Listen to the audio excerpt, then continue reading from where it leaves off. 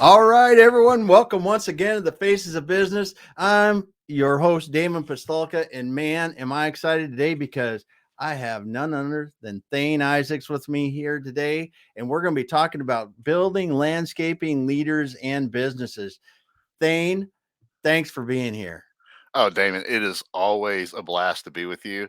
To be on with Exit Your Way with the Faces of Business is incredible. And I just appreciate you having me. And it's an honor. I am so pumped. So fire away with whatever you got, man. If you have Let's any do this questions, thing. Let's do this thing. I thought it was funny because we got Ronald Henderson. He's out there saying he's getting seated in my chair with my drink. didn't get any All right. popcorn. All right. Well, I'll Ah, get my wife to pop some popcorn and we'll be ready. So, yeah, we'll be ready to go. So, Thane, obviously we're talking about landscaping today. Let's talk a little bit about your background and how kind of you got into landscaping. What really you you like about it, like about the business, the industry, the green industry, and then we're just going to talk about building these businesses and leaders. sure, sure. I tell you what.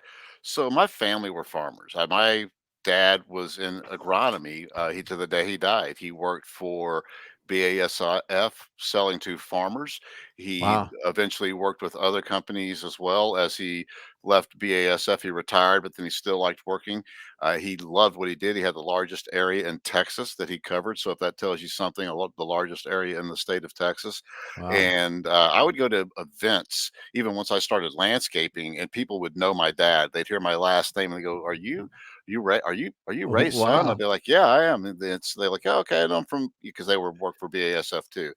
So I always Yeah. loved being outside. I don't like to be inside. I live in Vermont in the Green Mountain Forest. I mean, that's where one of my big places I had a dream to live when I was a child was here in New Mexico. I got the opportunity to do it here, and I'm so grateful. But I mean, they're probably not as dirty because I took a shower because I've been painting. I want to die with dirt under my fingernails. I want to die working the earth that I love. That's what I love to do. And I love to help people do that. And why I got in business doing what I'm doing is I work for Valley Crest, some of the large corporations.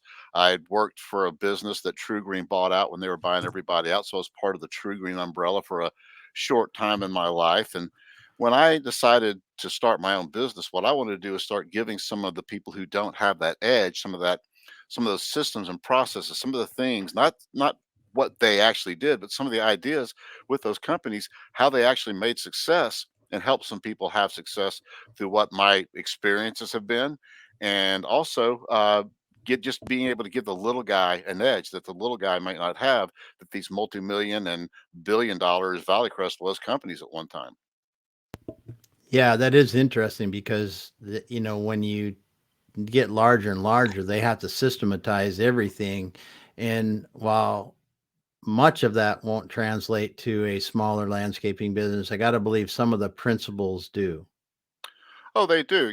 Some of the principles do. And again, what I try to teach people is, if what is your goal? Is you always ask people as well when you're working with them, what is your end game? What is your end game? Okay, well, if you want to be that large, we need to start building systems and processes now. You don't want to wait till you get to $13 million and start putting systems and processes in place.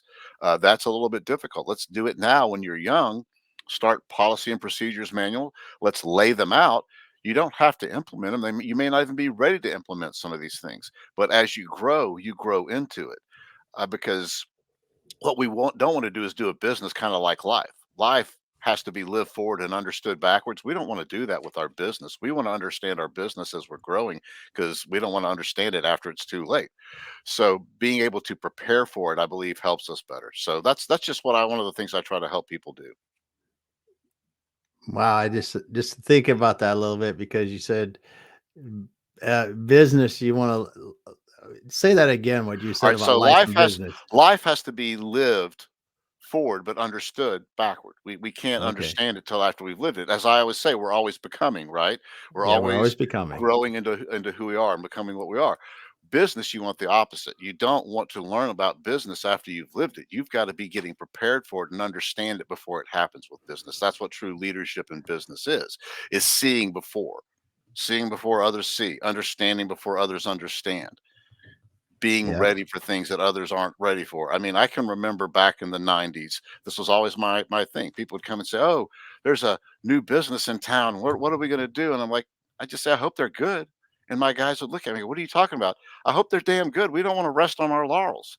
I hope they make us stand up to what they're doing and do better than whatever they have. Because if they're just mediocre, we're just going to be like, oh, we're still the best, and we're all we don't have to really improve. We always need those challenges. So that's one of those things I think we have to keep in mind. We don't want to get complacent.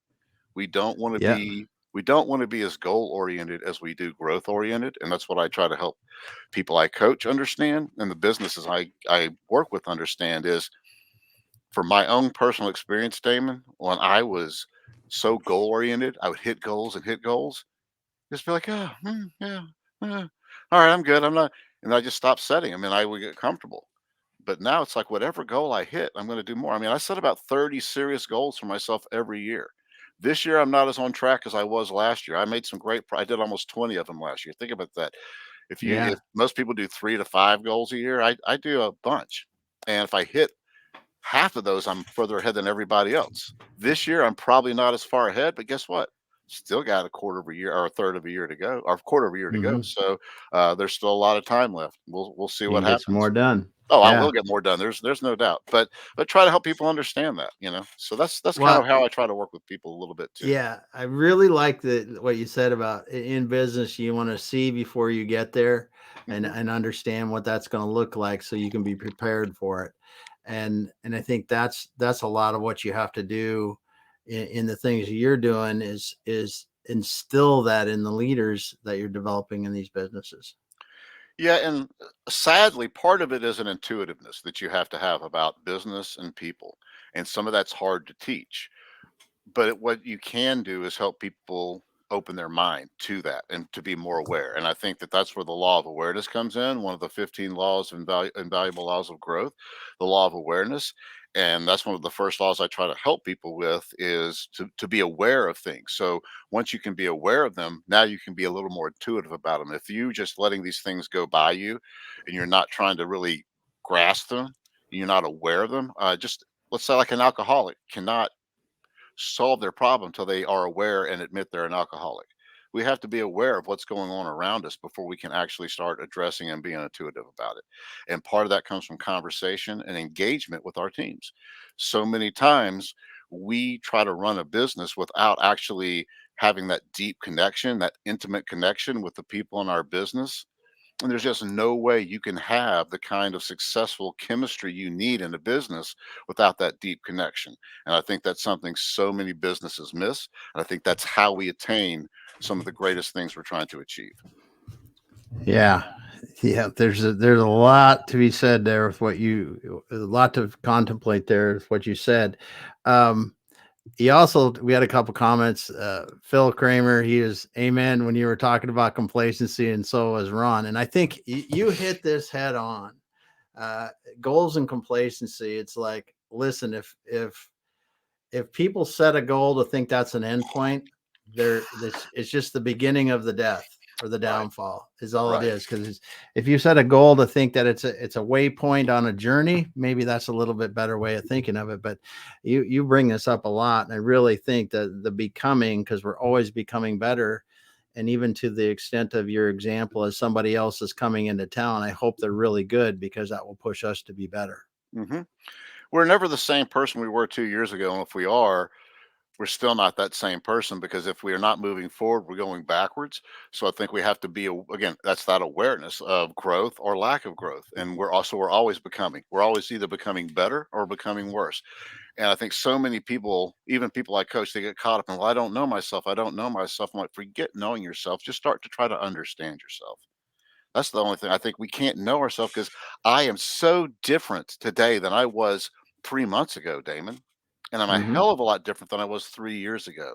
And if I try to know who that person is, that's great. But it's not who I'm going to be 3 months from now. So what I'm trying to do is understand myself instead of know myself so well. If that makes sense. It does. It does. It does. And really, uh, yeah, I don't think you ever really know yourself because if you can get to understand yourself, that's pretty darn good. Right. I understand the things that tick me, that move me. and I have to understand how to manage those things. Yeah. But I have no idea who I'm going to be 3 months from now. I Yeah. have no idea what experiences I'm going to have and who I'm going to be 3 months from now. So hopefully I'm a better person. That's true nobility, not being better than you, not being better than Ronald Henderson, being better than myself. That's true nobility.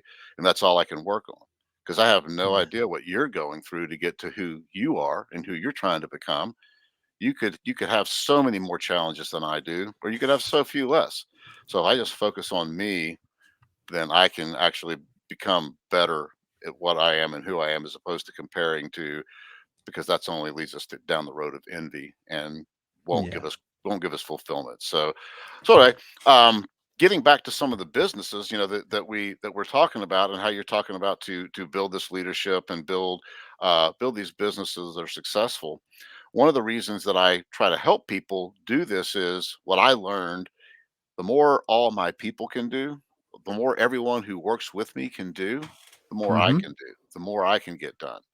And if I'm having to do everything for everybody, then we're not able to do as much. Yeah. And I'm able to work myself out of a job, which was always my goal when I was actually working for companies, was how do I work myself out of a job? And people don't understand that. But if you do that right, that means the business is growing and I'm moving up through the business, and other Mm-hmm. people are taking my role. And if I'm not moving up through the business, and I guarantee you I will find a business to work with, or like I did, I just started my own business eventually. So this has been going for getting close to 8 years now. I'm pretty happy. So, Yeah. rolling for 8 years. So what drew you to leadership? Because you've got a passion about leadership that few have, but what really drew you in and said, I mean, was there an author? Was there something in your life? What was it that just hit you in the head and said, "Man, this is what I want to do"? Well, let's rewind the clock. I was 17 and I was a senior in high school. I was probably the youngest, if not one of the youngest, three people in my graduating class. I wanted to be senior class president. So I ran for senior class president. And I wasn't ready to do that, but we had 520 people in our graduating class. And the two people who ran against me had about 25 votes among them, from what I was told. So it was like and it was this thing that I loved, to be able to influence people. But I did a horrible job at it, Damon. I was horrible. I wasn't ready to do that. I wasn't ready to lead that class, but I knew what it meant to be able to influence people and to motivate them to do things they didn't think possible. And as time went on, I kind of got lazy and forgot about all that. And then I started reading Wayne Dyer and Tom Peters, and found this guy, John Maxwell, and learned that what I was talking about was influencing people, which is all leadership is influencing people to do things. And I believe that the truly inspirational leaders in this world inspire people to do things they never thought possible by means they never dreamt of. And that's what I try to help people do. I try to help people see things inside themselves that they can't see. And I try to help pull that out from within them so they can do some pretty amazing things. And from some of the people I've worked with, it's true. From some of the people I've worked with, they'd say, "Well, I'm an idiot." So you got both courses there. Um, but I do believe that anybody I've worked with, I've definitely had a profound impression on, and have helped them in many ways, even though maybe not the ways they wanted to help. So, but Yeah. most people I do help the way they're looking for. But there are some people who we're just not a fit. But Yeah. Well, that's going to happen in anything. right, So when you look at leadership, I mean, I think of the landscaping industry, green industry. I mean, you think of the amount of people that are involved in that business. It doesn't happen without people. It doesn't happen with a lot of people. I mean, because right, it's a lot of it's manual labor, but the work that is done makes beautiful spaces, beautiful places, and can create so much beauty. And what are you, when people come and ask you to help them with their, with their leadership, with their businesses, what are some of the things that you see that are just like common across the board? Is like, we really have to change this, people. All right, the first thing is calling the people who do the work laborers. Oh When you yeah. when you title people a laborer, what aspirations do they have to be at work and to do a fascinating job? What do they have? And I've shared the story many times, but we'll change it up a little bit. So there were three people working on a project together. They asked the first guy, "What are you doing?" And he said, "I'm mixing up some mortar." They asked the other guy, second guy, "What are you doing?" I'm moving some bricks." They asked the third guy, "What are you doing?" And he said, "I am building a fantastic, an amazing place for people to come and worship and to have their souls be enriched. That's what I'm doing." And what I try to help people understand is that you're not cutting grass. You're here making our community a more beautiful place, making it where we can all enjoy it better. You're making it where if you're doing residential work, people have a wonderful place to come home to and they can enjoy it better. If you're making a commercial landscape, you're making it where people, the patrons who service that community actually have a more enjoyable experience because let's get this straight, people. Landscaping is the first impression you have of any property you pull upon. Okay. And first impressions, you don't have a chance. So if your property looks like the ass end of a donkey, you're in trouble. People don't want to come there. They don't want to come to your motel. They don't want to come shopping. If your property looks beautiful and it's inviting, people want to come in. You need to have clear space. So this is what I try to help people understand is this is what you can create, or you can be a grass cutter, whichever you want. It's up to you. You can be a grass cutter, great. Or you can be creating beautiful environments for people to enjoy, and that's what I prefer. And with snow management, that's really not as looked down upon as the landscape industry, but still to a degree. And to me, it's keeping people safe so they can get in and out of work, in and out of home, and allowing commerce to flow because we allow business to stay open. And that's what we're doing as doing snow management. And to get people to Yeah. understand these things can make them feel bigger and better than they feel. No doubt. No doubt. I love how you say that. From the beginning of they're not laborers, they're creating beautiful places for people to be. And I think that's applicable across many industries because whether you're a truck driver, you're building a building, you're doing whatever. I mean, those people are bringing us making sure that families can eat at night, making sure that we have the medical things to keep people alive, make sure that we can live in a warm house, all different things. These are um, underappreciated but highly valuable uh, endeavors and careers for people if Agreed. you do it right. Now, I've got this is what I love about talking with you about landscaping and about your leadership and the way that you teach people how to do it. Now, have you been able to go into a business where they do call people laborers and where they are cutting grass, they are whatever they're doing in those terms, and really get them to do this switch? Yes, yes, yeah, it is. And I mean, I'm working with some people now, and it's trying to make it again. Let's rewind a little bit.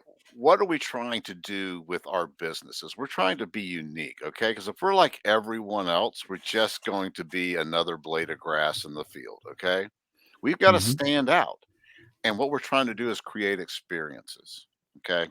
So, like Wow. one company I'm working with right now, James Cole, his business is Blackstone. I actually gave him the name for that business. He is actually doing some caretaking. He's wanting to create some care packages. So I reached out to a friend of mine, and she has a coffee business. And I need you to tell me what's going to cost to make 4-ounce bags of Blackstone coffee blend. So what he's going to get his mugs and he's going to have a 4-ounce blend of his own coffee. And I said, but here's the catch, Jim. In those needs, she's going to put a card of her business as well, and like a $2 coupon off with her website if they want to order more coffee. So we're supporting each other's businesses. You see how Hmm. this works? And Jim loves it. Lissa loves it. Stark Farms loves it. They're making this coffee. Um, and so anyway, this is ways I try to think to be able to help all kinds of businesses. So her stuff is going to be on people's tables, desks, whatever when they come in, and if they like it, they can buy more online from her online store. She actually has a special blend she makes for the Rangers in Texas, or the Border Patrol in Texas. She says, I'm sending Awesome. about 10 pounds to them this week. It's a special blend she sends to those guys. So anyway, just doing different things like that. Jim loves this. My wife loved it, so I know it has to be not so stupid. And then, it's helping two different local businesses, Yeah. each other. These are the kind of things I try to help people see. I'm a visionary. I see things that it's like, oh, and that's what I talk about seeing before. It's like, how do we create this experience? And so we're going to come up with a really dark blend because he's Blackstone and he likes that, and send that out and do that as a welcome package for people, or as a thank you, and maybe even a holiday gift card package Hmm. as well. So just trying to create different experiences, and that's what we need to be figuring out. How do we make experiences? And I can promise you this, Damon, if you don't care about your people and you don't treat them well, they're not going to create much of an experience for your customers. Okay, and Yeah. you're not going to be setting yourself apart. But if your people love to be at work and they enjoy what they do and they feel like you really respect and appreciate them, even though they may not be doing the most glorious work in the world, you celebrate them. You say, hey, man, thank you for being here today. I know we're going to be better because you're here today. And when you thank them, you don't just say, hey, thanks for a great job. You say, hey, I really appreciate the way you guys took care of Mrs. Smith today. She called and said, you guys did this and this and this, and I really appreciate it. That makes us so much better. Don't just give them a compliment, give them a specific compliment of what they did so they know what they need to do to keep recreating that experience. Now you're creating an experience for people like no other landscape company in the area. You are creating an experience where your people are engaged and enjoy what they're doing, they feel respected, and now you're getting recommendations because people feel so great about what you do. One of the things I have people do, Damon, write handwritten thank you notes. Write handwritten thank you notes. Don't write emails. Don't send texts. Write every handwritten thank you note I've ever written. I've gotten a phone call from a customer for. It's like, oh my gosh, I don't ever get these. Thank you so much. And the people that do it are like, oh my gosh, this is so great. I can't believe we haven't done this before. It takes 3 minutes, and it's worth Hmm. 300. It's worth more than that ever in repayment, making it human again. Yes. I think we should just stop for a moment there and think about what you just said. I mean, because it is so powerful the way that you speak about treating people that you work with in your business differently, that allows them to feel differently about what they do, that then allows them to uh, provide a different experience to your customers. Well, I know it really is real and it works and it leaves an impression on people because when I left Valley Crest in Memphis, they made a scrapbook for me. And they called it, although I didn't, they called it the house that Thane built. And it's full of everybody's stories they sent me. And I know Wow. this means a lot because of the impression it left on people, not just the work we did. Yeah, we had the highest retention of most branches. We had the number one account manager 2 years running in all of Valley Crest. We had all these great things, but what we had was a family, a team of people who worked together, who embraced. That's why I know that works. That's why I know how awesome it is because I lived it.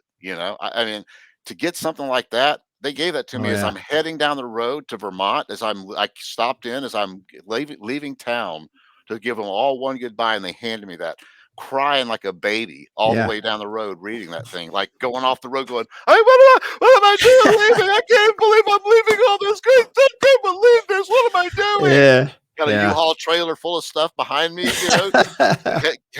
heading 78 through Mississippi. As I, that Yeah. wasn't very good, but anyway, so Yeah. that was my life story back then, and that was what I did. So I know that treating people like that works.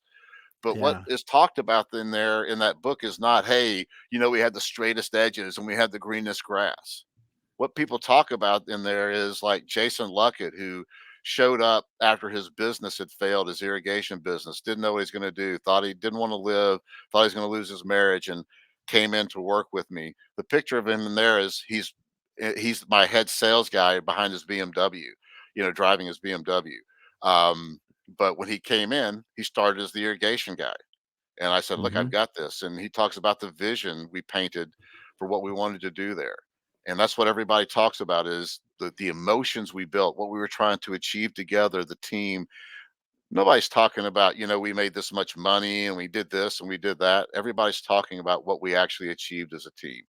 And I know that that is what is the real core of makes a successful business and makes people be able to go when they're, when maybe things are against them, when things are coming down on them, like they do on any business. And no matter how successful you are, you have that team of each other where you have each other's back.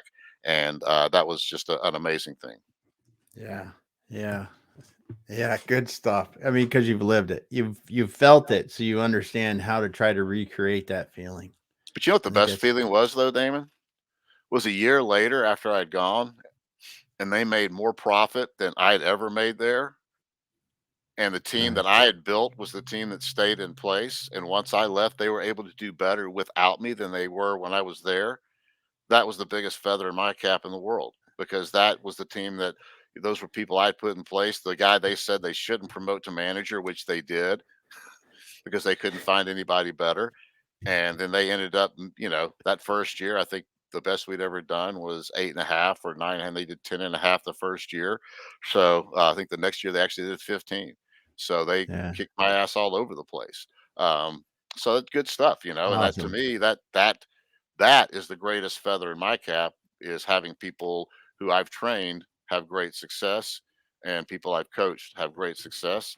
To me, that's better than that is my success, right? Yeah. That drives your success. Well, we got a few people here. Uh, Akandaya. Oh, How? okay. Yeah. Yeah, that's what is Scott calls him D man. So Yeah. That's it is D man. Yep. yep, And then we got Glenn Oaks is here. Yeah. you can't get Yeah. landscape gardeners here. They are all portrait. I can't read the rest of it. I don't know. Yeah, it's something about that. And then we Glenn said something else here. Something the benefits that come from it. Yeah, You were talking about that. That's yeah, exactly good yeah. stuff. Because I mean, you can be a multimillionaire and be a piece of junk. Be a Yeah. piece of crap. You can have all the Yeah. money in the world. It's just like we talk about on our growth shops. The mindset of abundance, people think it means you have everything in the world and you can get whatever you want sometimes. I'm like, well, that might be it. But to me, the mindset of abundance is that what I have is more than enough. And there's always Hmm. room for me to earn more. That's what the mindset of abundance is for me. It's not that I can, because I've shared where I've lived that life where I'm just chasing the next material item. Yeah. And I still have material items around me, but they're not what define me and they're not what I chase. I what I try to do is use my time to help people. As a matter of fact, I send my material items out to people all the time. But Hmm. what I believe is that we have to just build ourselves spiritually and not worry so much about what people think, what people say. We've got to be ourselves, right? Yeah. Yeah. Good stuff there for sure. So as you go into these landscaping businesses and you go, what are some of the typical um, things you're trying to help them to see? I mean, because the leadership, well, first of all, when I used to use the word management a lot, and I realized how bad that is. Hmm. And for me personally, like just me stopping using, I quit using the word management unless it's specifically what I'm talking about, because we used to talk about managers all the time. And that's just for me as one of the things. But what are some of the things that you see that in specific that you have to educate the top level people in the owners, the general managers, whoever it is in these businesses, that these are just things that are holding you back? Well, I think one of the first things we have to understand is no matter how well you think your communication system is running, it's what can be improved the most. Communication is the most misused tool in any organization I've been in, whether landscaping, whether property management, whether Mhm. auto sales, whatever you're doing, any company I've worked with, and I've worked with hundreds, okay, and any of them, it's communication. probably the largest company I've worked with as far as in the green industry. I've worked with much bigger, but this company did about 20 million a year. And when I walked in for my first day, I was there like, oh, hey, we're going to have a meeting. Great, great, great. We sit down, and the meeting just completely went off track. And so the sales guy gets up and leaves to go take a break, and the general manager looks at me and goes, well, what do you think of that? And I said, well, did you send him an agenda for the meeting? And he said, no. So, well, then how did he know what to come prepared for? You're wanting to talk about XYZ, and he thought he was coming to talk about ZYX. So he didn't bring XYZ to talk about. You think maybe you should send an agenda? I mean, that simple for a company that at one time had even been billing out over $20 million a year. And it's one of those Hmm. companies that I say, yes, you're making money. You can make so much more. You're stepping over dollars to make pennies. You're missing things. You're not doing Hmm. these little bitty things. So there's so many things. Companies that don't have, they're big companies, but they don't have a customer service department or a customer care department. Um, where it's like, hey, well, we have all this money over 90. Well, why do you have all this money? Well, we have a bunch of deadbeats. No, you don't. You don't have that many deadbeats. Give me the list. Start calling people. Oh, well, this job wasn't finished. Oh, they damaged my house and nobody ever. Oh, well, there's still material they left sitting at my property. They haven't. It's sitting on my lawn. It's killed my grass. They haven't come and gotten it. Well, what do we do? What do we do? Every job. Every job when you get done. Hey, Miss Smith, we just want to call and see how the job went over at your property. Awesome, awesome. Everything's great, great. Well, hey, you know what? If you're really happy, we can take care of that invoice right now, or I can, send you an invoice and you can pay it through the mail, whatever. But you're able to collect right there. Your stuff's not getting over Yeah. 90. Or it's like, well, yeah, I'd love to pay, but you guys damaged the gutter on my house, or there's a broken window in the office park and somebody needs to replace that. Now you're getting things taken care of, so you're getting paid, you're being proactive, not Yeah. reactive. Having that customer care department is so important, I believe, as so many companies don't have that. They're assuming that the job is taken care of. They're billing the job before they know it's taken care of. Somebody needs to always be finding out that the customers, especially in what we do, that the customer's taken care of. I mean, I share with people doing quality control scores on their property, Yeah. where you actually score the score, and everyone I show it with is like, oh, great. And the people who tell me they do it, I say, well, do you do it with your customers? What?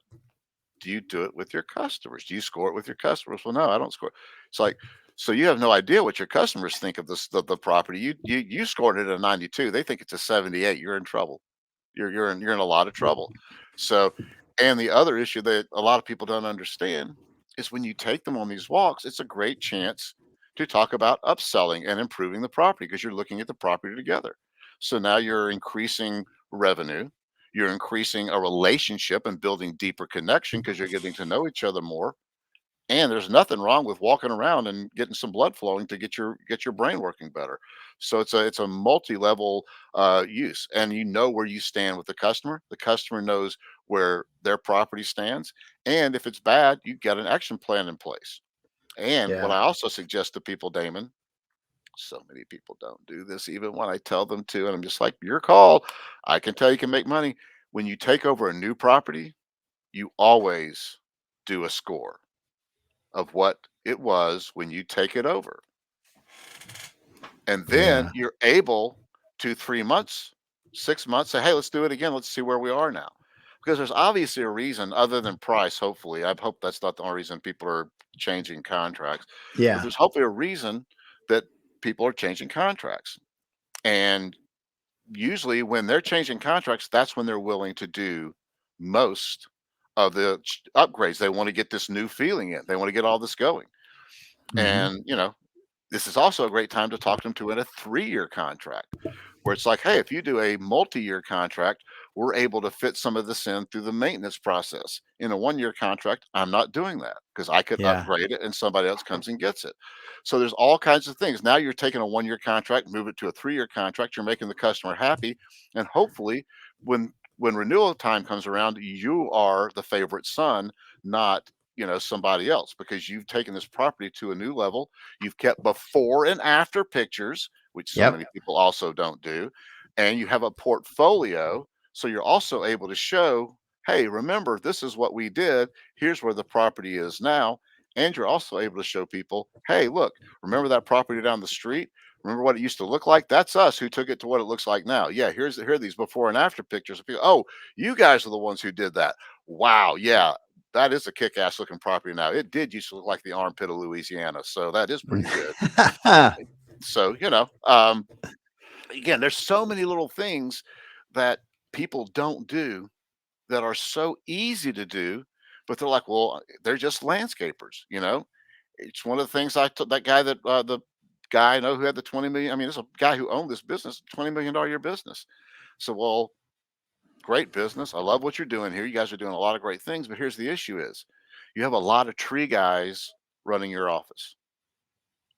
They don't have the training of doing these things. You need someone to train them some of the things they need to do, some of the things they need to be aware of, some of the things, and part of the issue also was, and I've seen this very little, but I did see it there where it's like, hey, we would like to get some of our sales guys some training. You guys want some training? Oh, we're good.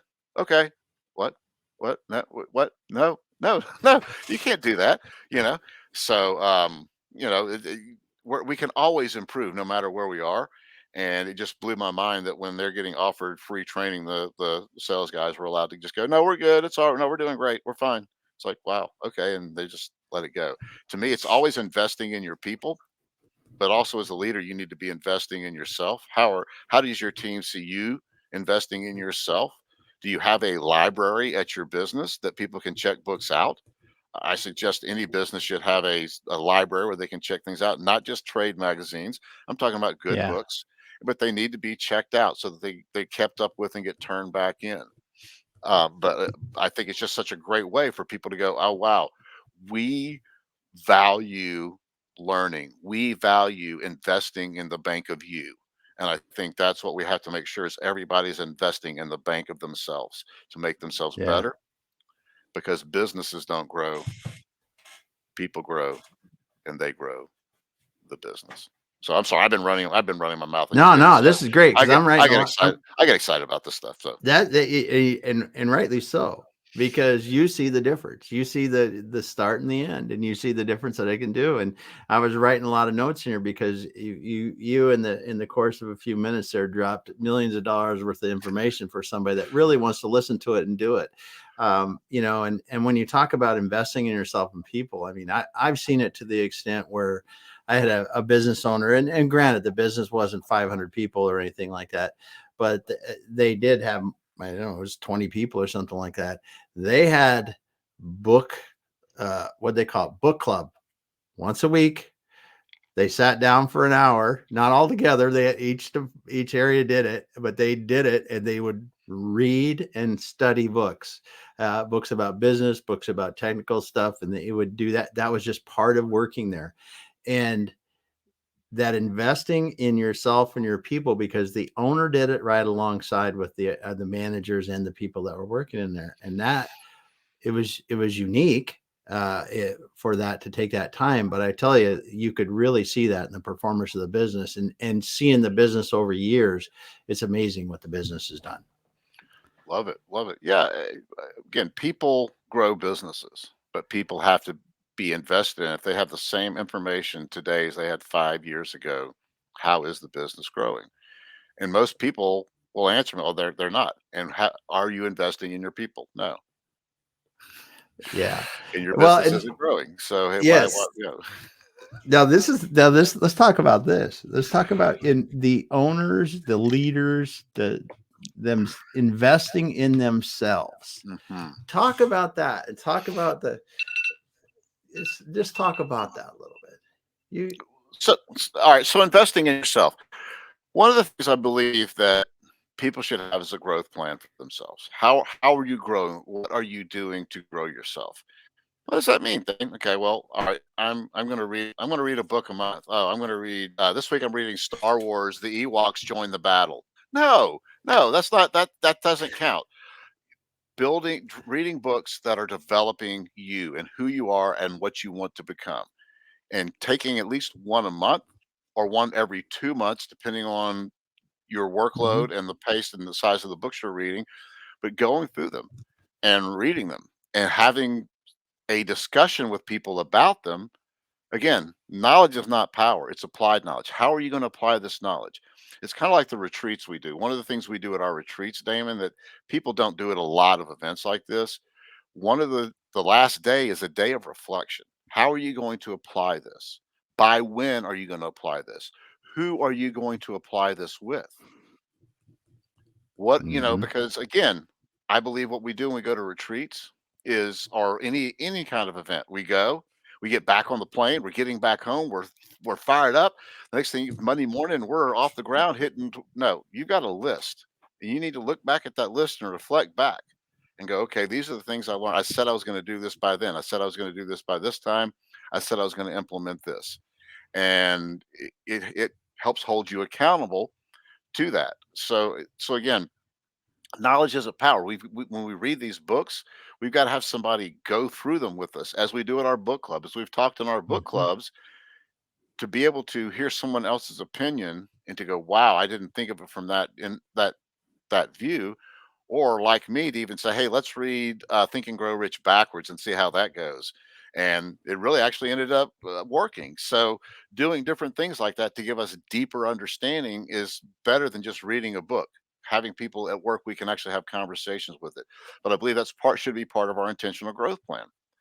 Who are you developing to replace you? Who are you developing to replace you? We cannot be leaders, building leaders, if we are not mentoring 2 to 3 people to take our roles. Doesn't mean all are going to be able to. What I used to let people know is, yes, you would be available to apply for the position once it becomes available. It does not mean you'll be given the position. Everybody has to apply, but you have to have someone to replace you. If you haven't trained someone to replace you, you're out. Because I don't need people who are good at things. I need people who know how to train people to be good at things. And if you can't train people to be good at things, why do I want to promote you just because you're good at it? That just means you're going to be a micromanager. If you can actually train people to do what you do and train many people to do what you do, I need you as one of my top people. That's it. I don't care. I don't care. It's like, we need him in the field. He's really good at that. Bullshit. We need him training everybody in the field if he can do that, if he's able to. And not everybody can. It's a skill to be able Hmm. to train people. You have to work at it. You have to know how to train people. You have to know how to talk people. And, again, I think so many times people get overlooked because they're really good at something and they're never given, hey, can you train people to do that? Wow, if we could have 7 Ronald Hendersons fixing our machines, wouldn't we be amazing? We would be so much better than if we just had one Ronald Henderson. How do we get, oh, he could train people. Let's get him to do that. Hmm. So That's how do we do those things? that's a great way to differentiate between the people you want on your team and you don't. The people you want are people that can train people to be good at what they need to do. Yeah, And you're developing those people that continue to allow you to keep moving your organization to the next level.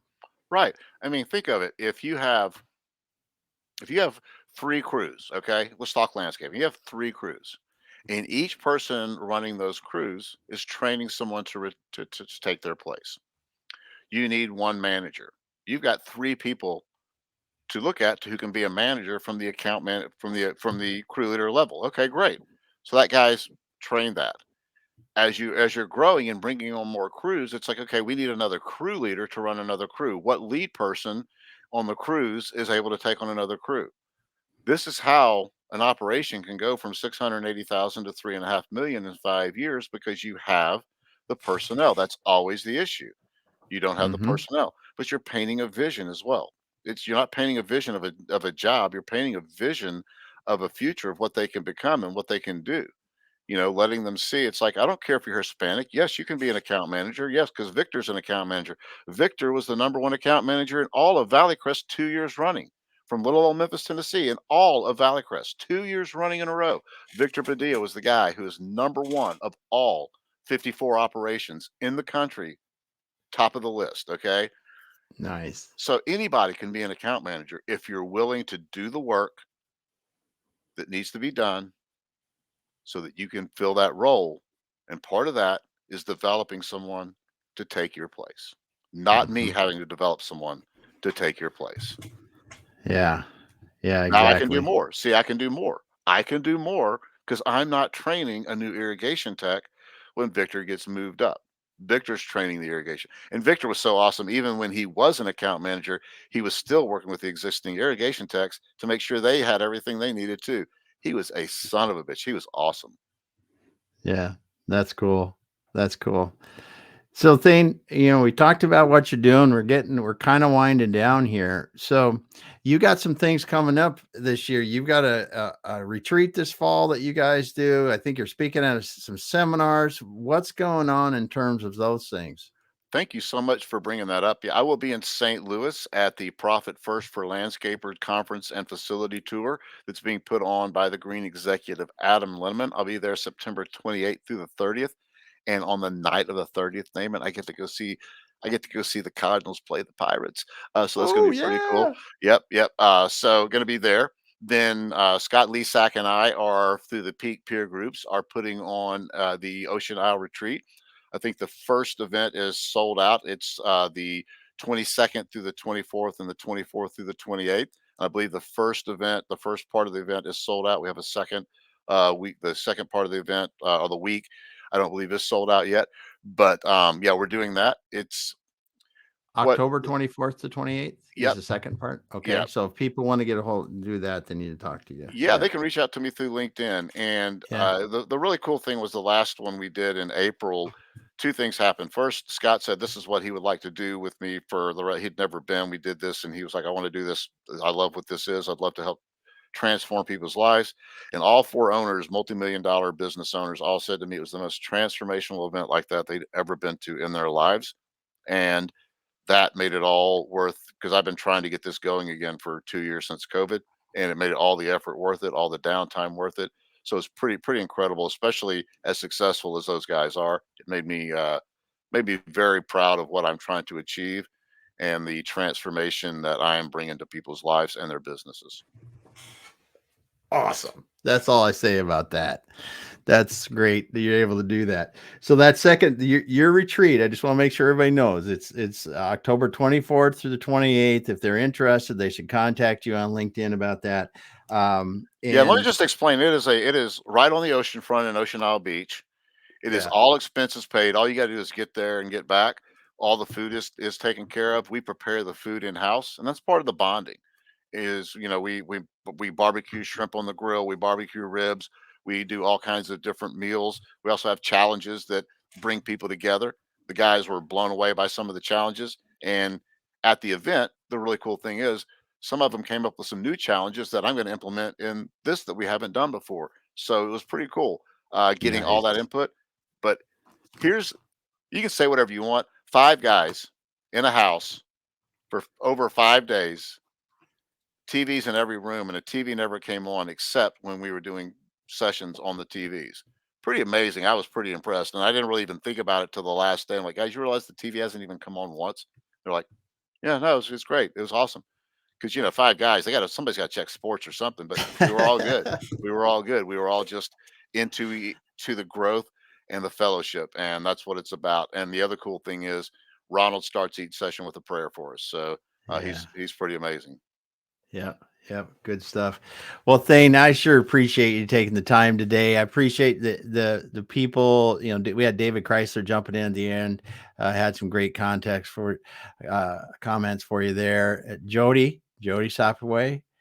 Yeah, so he's that's one of the challenges. He can't really go into detail, but yep, Yeah. he was actually the brunt of one of my better jokes at the end, but we'll share that for another time.